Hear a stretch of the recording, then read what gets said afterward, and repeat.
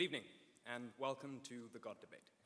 My name is Daniel O'Duffy, and this is my good friend and colleague, Malcolm Phelan.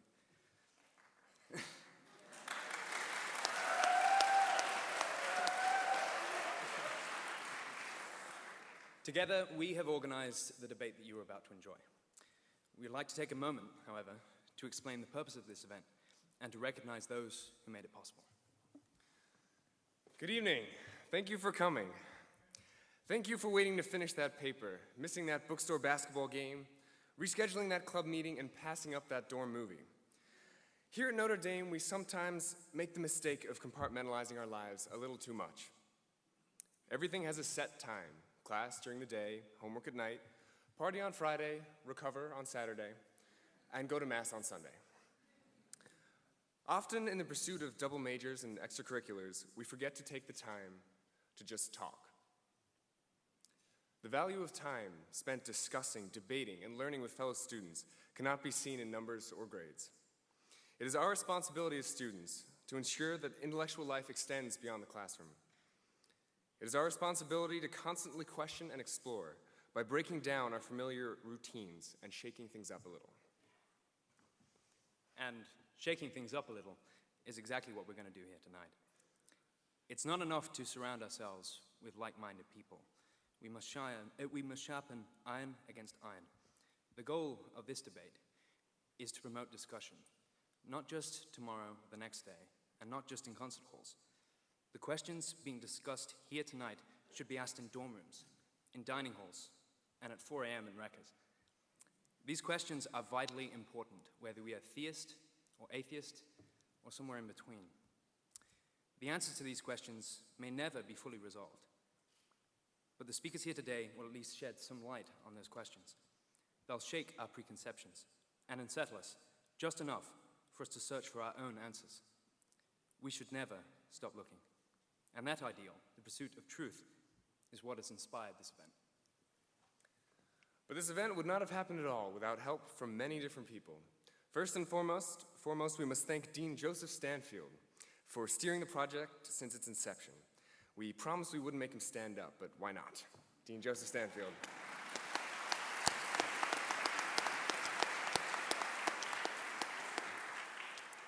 Second, our thanks go to the Center for Philosophy of Religion, especially Joyce and our moderator, Mike Ray, for contributing their time, effort, and funds towards the project. Without these three people, this event would have remained nothing more than an interesting idea. Thank you also to the staff of the DeBartolo Center for Performing Arts for hosting us in this incredible concert hall. Our gratitude also goes out to the Henkels family and their lecture series, as well as the Institute for Scholarship in the Liberal Arts, directed by Augustin Fuentes, for contributing enormously to this debate. For their support, we would also like to thank the College of Arts and Letters, the Center for Undergraduate Scholarly Engagement,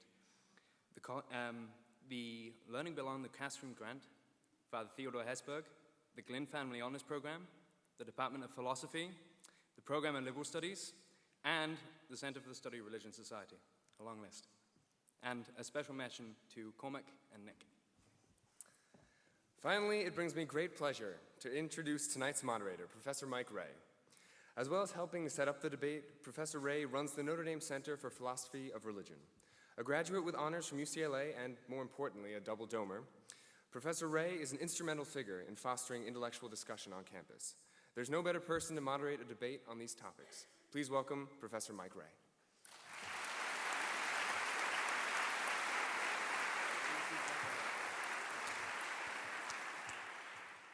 Thanks, Malcolm and Daniel, and thanks to all of you for being here. Since it was founded in the late 1970s, the Center for Philosophy of Religion has primarily been a think tank for research in philosophy of religion and specifically Christian philosophy. More recently, though, we've started to look for ways to promote more serious philosophical reflection and dialogue about religion and the Christian faith within the undergraduate community on campus. Remarkably, just as we were beginning to think about how we might do that, Daniel O'Duffy walked into my office, dropping not only the idea for tonight's event into our laps, but also over 2/3 of the funding and more than half of the organizational work already completed. Over the past several months, we've watched really in awe as Malcolm and Daniel have worked their magic.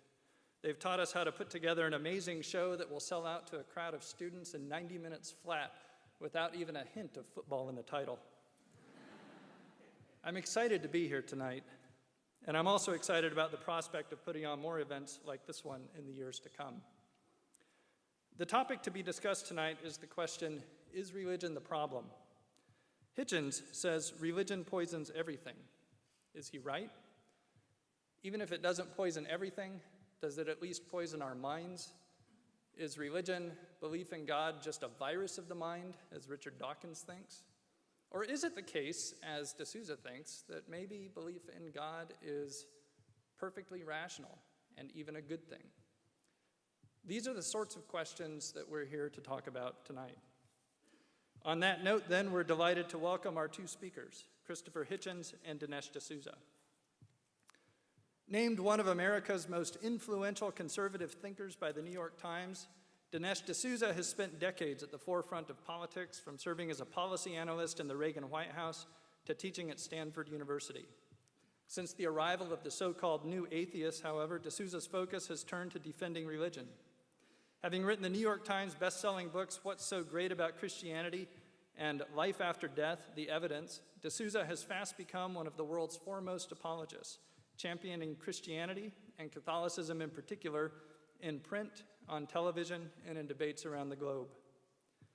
Christopher Hitchens, a self-described Marxist and anti-theist, is, one might say, the polar opposite of D'Souza. He was ranked as one of America's most influential liberals by Forbes magazine and has been hailed by the London Observer as one of the most brilliant journalists of our time. As with many of us, his life and thought have been significantly impacted by the religiously motivated violence and cruelty that he has witnessed firsthand and from afar. But unlike many of us, he has identified religion itself as the problem and has taken on the mission of opposing it. He's the author of numerous books, including the bestseller, God is Not Great, How Religion Poisons Everything, and he is now commonly characterized as one of the four horsemen of atheism. Teaming up with the other horsemen, Miller, Crowley, Layden, outlined against a blue-gray October sky.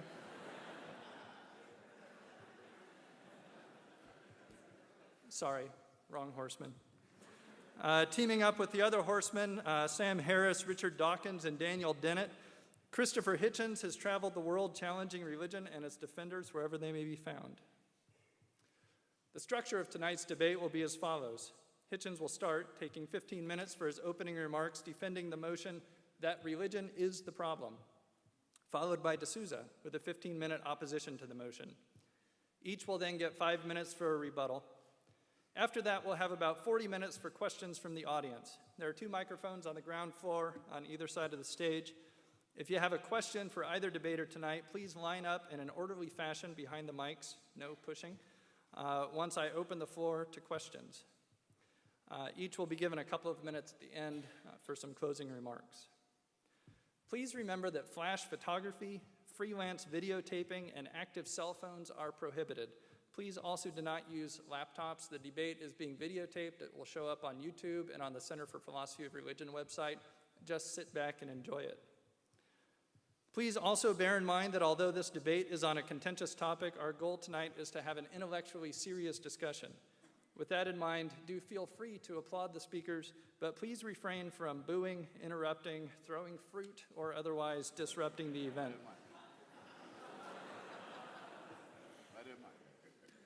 Finally, please remember that Notre Dame is the world's #1 institution in the philosophy of religion and also has one of the world's best theology departments. Any questions that don't get answered tonight, you can ask of your local faculty in the weeks to come. When you show up in their offices, tell them I sent you. No, don't do that. Now, on with the show. I give to you Christopher Hitchens.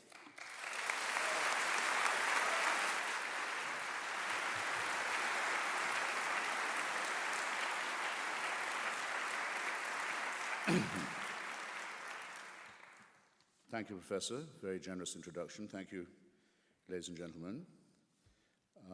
My first duty, which is also a pleasure, is to thank the University of Notre Dame for inviting me onto its terrain, and Mr. O'Duffy in particular, in an institution that's also identified, I believe, with the great history and people of Ireland, for taking the revenge of arranging for English weather to greet me.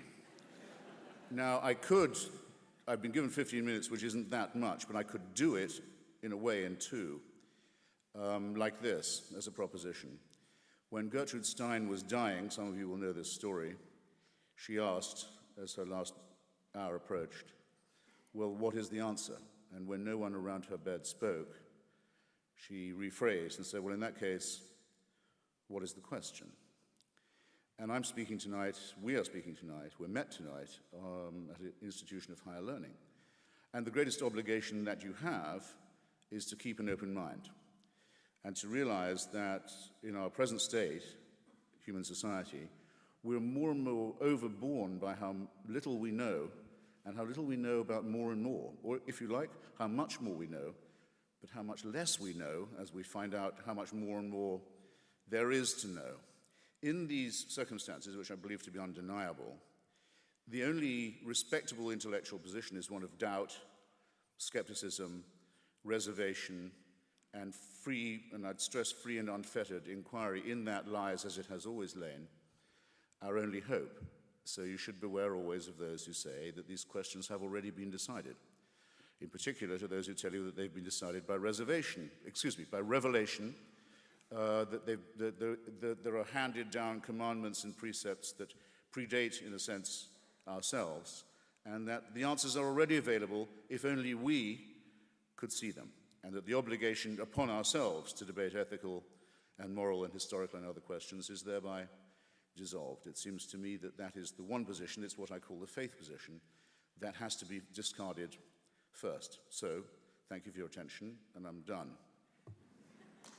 Except that it seems that I have a reputation for demagogy to live up to. When I come to a place like this, I read the local paper, the Campus Observer in this case, and I was sorry to see that Dinesh and I are not considered up to the standards of Father Richard McBrien, whose exacting standards, I dare say, are out of our reach. And I was also sorry to see myself and others represented in other papers, and in particular by a distinguished cleric in St. Peter's on Good Friday, who made a speech through which His Holiness the Pope sat in silence, Father Cantala Mesa, saying that people like myself are part of a pogrom, a persecution comparable only to that of the Jews, with the church in mind. This is the first time I've ever been accused of being part of a pogrom or a persecution. But as long as it's going on, I'll also add that it's the only pogrom I've ever heard of that's led by small, deaf and dumb children whose cries for justice have been ignored. And while that is the definition of the pogrom, I'll continue to support it because I think it demonstrates very clearly the moral superiority of the secular concept of justice and law over canon law and religious law, with its sickly emphasis on self-exculpation in the guise of forgiveness and redemption. That's not the only reason why religion is a problem. It's a problem principally because it is man-made, because to an extent it is true, as the church used to preach when it had more confidence, that we are, in some sense, originally sinful and guilty. If you want to prove that, you only have to look at the many religions that people have constructed to see that they are indeed the product of an imperfectly evolved primate species, about half a chromosome away from a chimpanzee, with a prefrontal lobe that's too small, an adrenaline gland that's too big, and various other evolutionary deformities about which we're finding out ever more. A species that is predatory.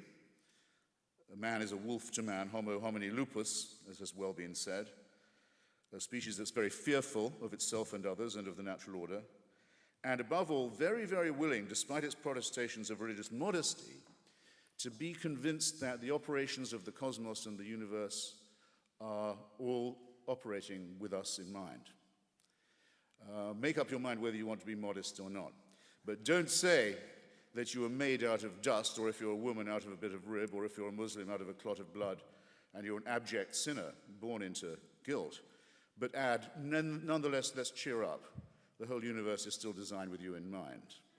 This is not modesty or humility. It's a man-made false consolation, in my judgment, and it does great moral damage. It begins by warping what we might call our moral sense of proportion.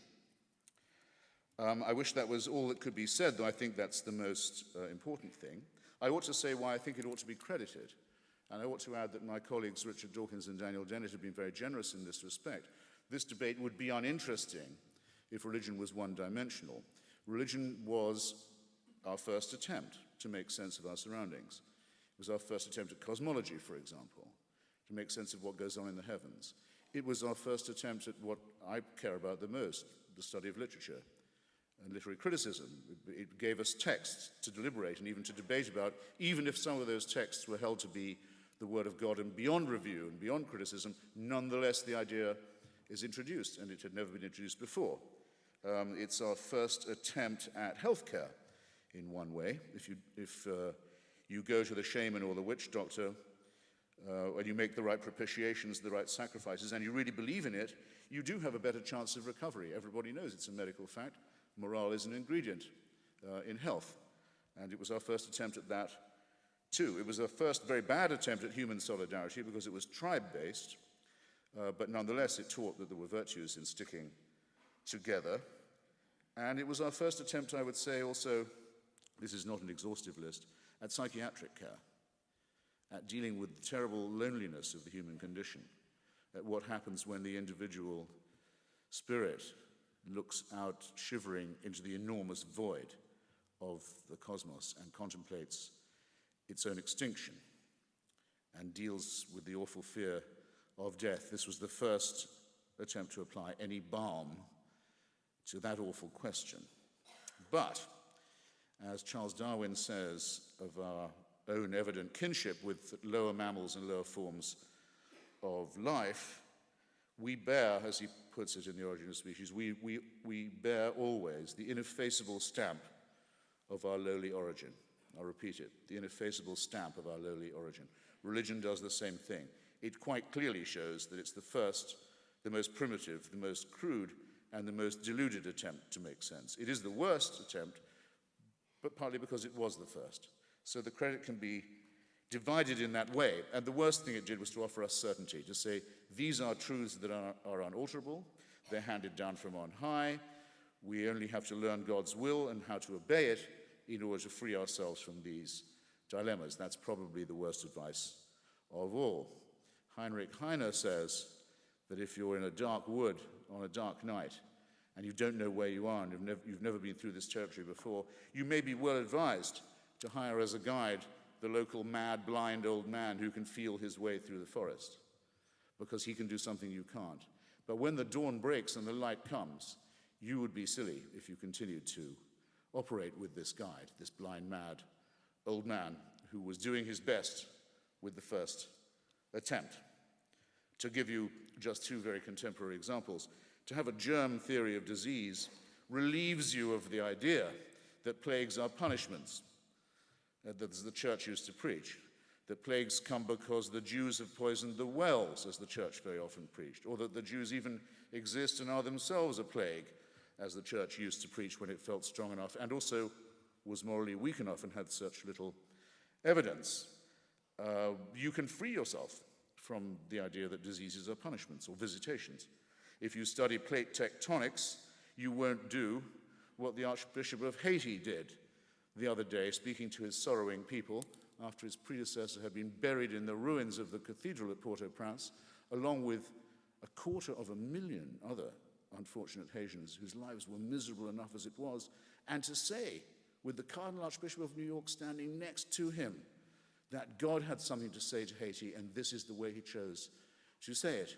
If you study plate tectonics and a few other things, you will free yourself of this appalling burden from our superstitious, fearful primate past. And I suggest, again, to an institution of higher learning, that's a responsibility we all have to take on.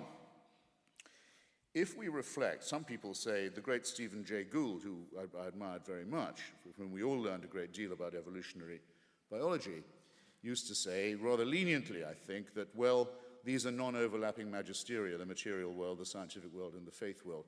I think non-overlapping is too soft. I think it's more a question, really, increasingly, of it being a matter of incompatibility, or perhaps better to say, irreconcilability. Just if you reflect on a few things I'll have time, I hope, to mention. My timer, by the way, isn't running, so I'm under your discipline, Professor. You'll give me... 4.5 minutes. Very good. When we reflect that the rate of expansion of our universe is increasing, it was thought until Hubble that we knew it was expanding, but that surely Newton would teach us that the rate would diminish. No, the rate is increasing. The Big Bang is speeding up. We can see the end of it coming increasingly clearly, and while we wait for that, we can see the galaxy of Andromeda moving nearer towards the collision that's coming with us. You can see it now in the night sky. This is the object of a design, you think?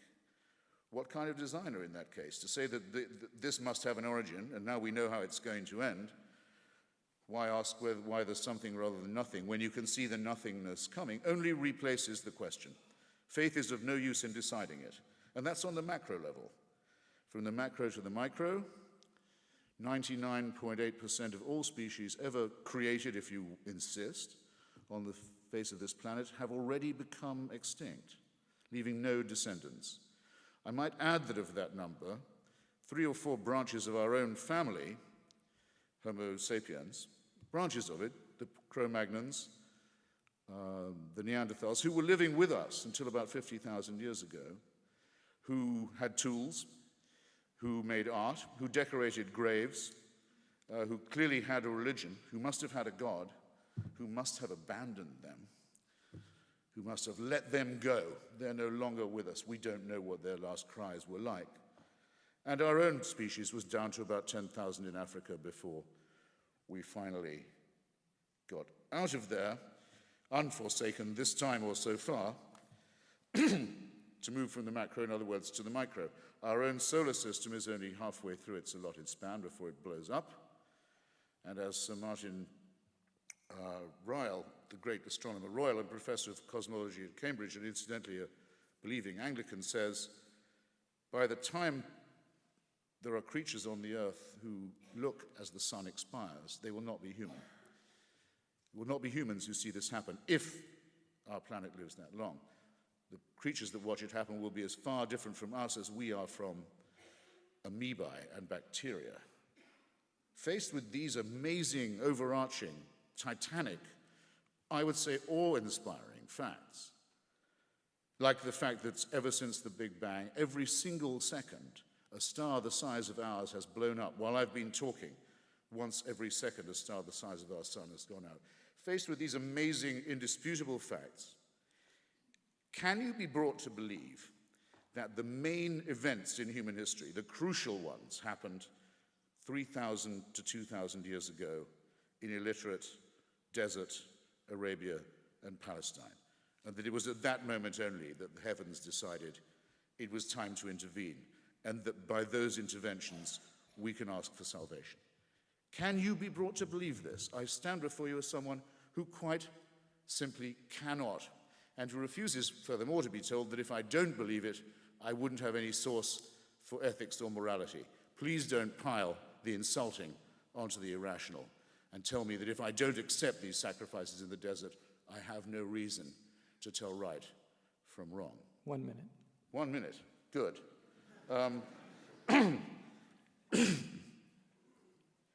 Then I'll have to prune, and you'll be the losers.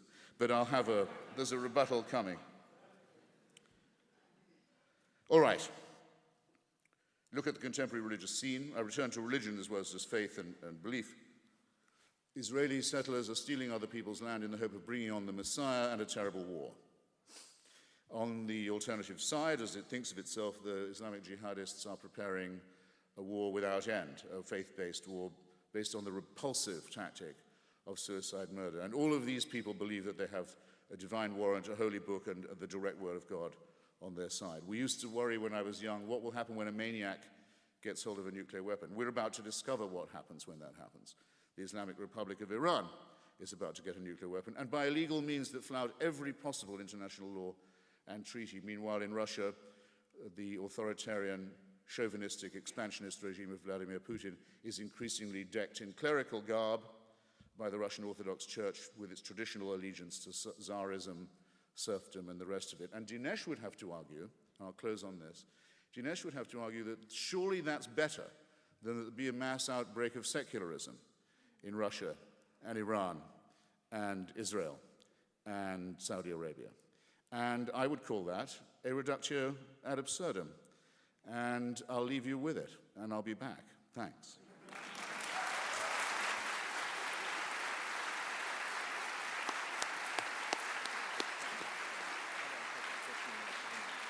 I don't know. And now Dinesh D'Souza. Do you want to use this one? It'd be great. Just face it my way. Yes. Go. Thank you very much. I'm delighted to be here.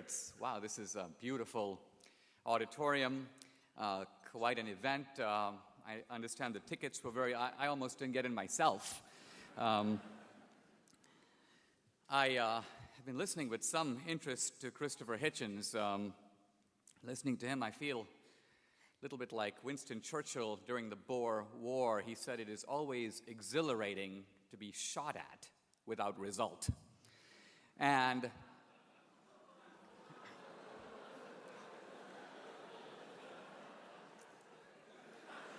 I say this because even if everything that Christopher Hitchens says is true, he has hardly demonstrated religion to be a very serious problem at all. He seems to say that religion is built into human nature. It's an evolutionary development, that man has been searching for explanations since he set foot on the planet. Religion supplied functional explanations. Now perhaps we have better ones. Even if all this were true, I'm going to dispute it and show it's not true, but even if it were true, this would hardly be a damning indictment of religion. Science itself has developed in the same way. It's been an explanation. It's gotten better over time. But what I want to do is meet Christopher on his own ground. He says we should be doubters, and I'm going to be a doubter. He says we should be skeptics, and I endorse that completely. In this debate, at no time will I make any arguments that appeal to revelation, scripture, or authority. I'll make arguments based on reason alone. And I want to engage the argument on Hitchens' own ground not by making the easy argument for the utility of religion. It's good for us, it makes practical sense, it's consoling. That's all true. I'm going to actually make an argument for the truth of religion. And the argument I'm going to make, well, I call it the presuppositional argument, but it's an argument that requires a little bit of explanation. Imagine if you're a detective and you approach a crime scene. And all the evidence points to a suspect, but it turns out he couldn't have done it. Why? Because the body was dumped in one location and he was in a completely different location. And then it hits you as a detective, wait a minute, perhaps the guy had an accomplice. Now, you don't know that he did, but the assumption that he did suddenly makes sense of all the other facts that were previously mysterious. Suddenly you see how the crime was committed to its very detail. If this seems like a little bit of an unusual way to argue, I want to emphasize that this is precisely the way in which scientists argue when faced with new phenomena. For example, scientists looking at galaxies out there have noticed that the galaxies hang together, and yet when you measure the amount of matter in them, there's not enough gravity to hold the galaxies together. They should be flying apart. And so scientists presuppose that there is some other form of matter, they call it dark matter, that must be there, exercising a gravitational force, so even though we can't see the dark matter, it's detectable by no instrument, it explains what we do see. The presupposition of dark matter clarifies the matter that is in front of us. Now, what I'm going to do is try to adduce some puzzling facts about life, and then ask whether the presupposition of God explains those facts better than any rival explanation. Christopher Hitchens has spent a lot of time telling us about evolution. And evolution as an effort to explain the presence of life on the planet. But of course, evolution does not explain the presence of life on the planet. Darwin knew that. Evolution merely explains the transition between one life form and another. That's very different from accounting for life itself. Consider, for example, the primordial cell. If you read Franklin Harold's book, The Way of the Cell, this is a biologist at University of Colorado in Boulder, he describes the cell as a kind of supercomputer. It is of a level of complexity. Even Richard Dawkins, in his work, describes the cell as a kind of digital computer. Now, the cell can't have evolved because evolution presupposes the cell. Evolution requires a cell that already has the built-in capacity to reproduce itself. So how did we get a cell? The very idea that random molecules in a warm pond through a bolt of lightning assembled a cell would be akin to saying that a bolt of lightning in a warm pond could assemble an automobile or a skyscraper. It's preposterous. Richard Dawkins knows it's preposterous, and therefore when asked, how did we get life originally, he said, well, maybe aliens brought it from another planet. It's ridiculous, but it's, in a way, the best explanation he could come up with other than intelligent design. So there we go. We have the mystery of the cell. But evolution raises further puzzles, because evolution depends upon a universe structured in a certain way. Evolution depends on a sun that's 8 light minutes away. Evolution depends upon the constants of nature. If I were to pick up a pen and drop it, it will fall at a known acceleration to the ground, gravity. The universe has a whole bunch of these constants, hundreds of them. Scientists have asked, what if these constants, on which evolution depends, what if these constants were changed a little bit? What if the speed of light were a little slower or a little faster? This question is addressed by Stephen Hawking in his book, A Brief History of Time. He says that if you change these constants of nature at all, and he's talking about the rate of expansion of the universe, he says if you change that not 10% or 1%, but 1 part in 100,000 millionth million, we would have no universe, we would have no life. Not just Homo sapiens, no complex life would have evolved anywhere. In other words, our very existence here is dependent upon the fine-tuning of a set of constants in nature. We're not talking about just on Earth, the entire universe. This argument, that is sometimes called the anthropic principle of the fine-tuned universe, this has put modern atheism completely on the defensive. Why should the universe be structured in precisely this way and no other way? What is the best explanation? Is there an atheist explanation?